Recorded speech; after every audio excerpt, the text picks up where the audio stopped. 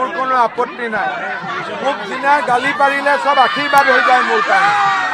এটা বিৰল অভিজ্ঞতা। ৰাজনীতি কৰা মানুহক এনেকে মানুহে ওলাই আহি আশীৰ্বাদ নিদিয়ে।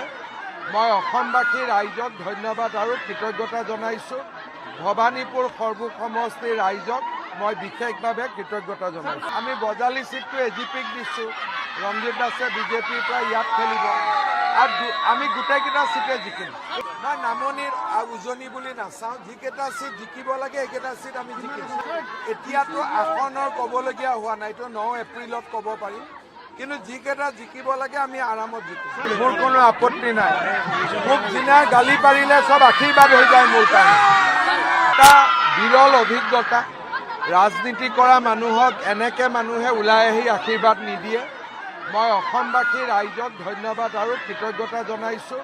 ভবানীপুৰ সৰ্বুক সমষ্টিৰ ৰাইজক মই বিশেষভাৱে কৃতজ্ঞতা জনাইছোঁ। আমি বজালি চিটটো এজিপিক দিছোঁ। ৰঞ্জিত দাসে বিজেপিৰ পৰা ইয়াত খেলিব আৰু আমি গোটেইকেইটা চিটে জিকিম। মই নামনিৰ উজনি বুলি নাচাওঁ। যিকেইটা চিট জিকিব লাগে এইকেইটা চিট আমি জিকিম।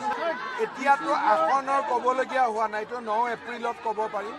কিন্তু যিকেইটা জিকিব লাগে আমি আৰামত জিকিম। মোৰ কোনো আপত্তি নাই। মোক যিনা গালি পাৰিলে চব আশীৰ্বাদ হৈ যায় মোৰ কাৰণে। এটা বিৰল অভিজ্ঞতা। ৰাজনীতি কৰা মানুহক এনেকে মানুহে ওলাই আহি আশীৰ্বাদ নিদিয়ে। মই অসমবাসী ৰাইজক ধন্যবাদ আৰু কৃতজ্ঞতা জনাইছোঁ। ভবানীপুৰ সৰ্বুক সমষ্টিৰ ৰাইজক মই বিশেষভাৱে কৃতজ্ঞতা জনাইছোঁ। আমি বজালি চিটটো এজিপিক দিছোঁ। ৰঞ্জিত দাসে বিজেপিৰ পৰা ইয়াত খেলিব আৰু আমি গোটেইকেইটা চিটে জিকিম। মই নামনিৰ উজনি বুলি নাচাওঁ। যিকেইটা চিট জিকিব লাগে এইকেইটা চিট আমি জিকিম। এতিয়াতো আসনৰ ক'বলগীয়া হোৱা নাই, এইটো 9 এপ্ৰিলত ক'ব পাৰিম। কিন্তু যিকেইটা জিকিব লাগে আমি আৰামত জিকিম। মোৰ কোনো আপত্তি নাই। মোক যিনা গালি পাৰিলে চব আশীৰ্বাদ হৈ যায় মোৰ কাৰণে। এটা বিৰল অভিজ্ঞতা।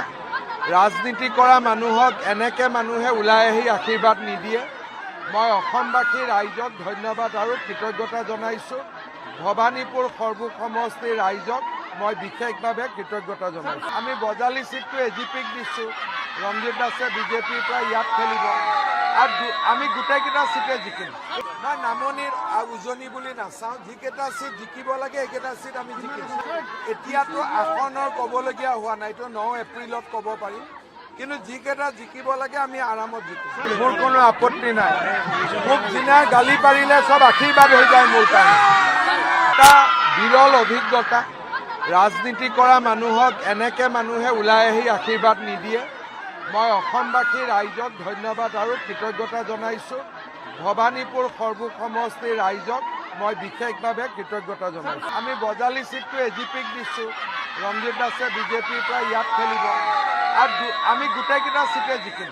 মই নামনিৰ উজনি বুলি নাচাওঁ। যিকেইটা চিট জিকিব লাগে এইকেইটা চিট আমি জিকিম। এতিয়াতো আসনৰ ক'বলগীয়া হোৱা নাই, এইটো 9 এপ্ৰিলত ক'ব পাৰিম। কিন্তু যিকেইটা জিকিব লাগে আমি আৰামত জিকিম।